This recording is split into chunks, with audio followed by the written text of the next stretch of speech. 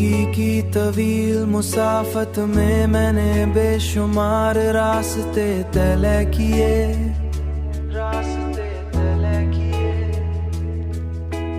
और बहुत से चेहरे देखे,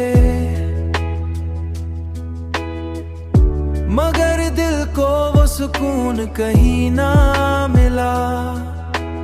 जो तुम्हारी खामोश मुस्कुराहट में था,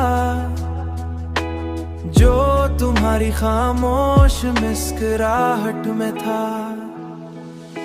तुम्हारी बातों की वो मिठास आज भी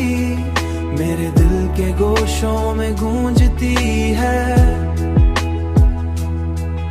और हर तन्हा लम्हे में मुझे ये एहसास दिलाती है कि मोहब्बत सिर्फ मिलने का नाम नहीं, मोहब्बत सिर्फ मिलने का नाम नहीं, बल्कि ये एक ऐसा एहसास है जो जुदाई के बाद भी दिल के अंदर जिंदा रहता है, और इंसान को उम्मीद के सहारे, और इंसान को उम्मीद के सहारे जीने का हौसला देता है। तुम्हारी बातों की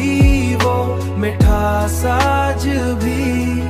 मेरे दिल के गोशों में गूंजती है, और हर तन्हा लम्हे में मुझे ये एहसास दिलाती है, ये एहसास दिलाती है कि मोहब्बत सिर्फ मिलने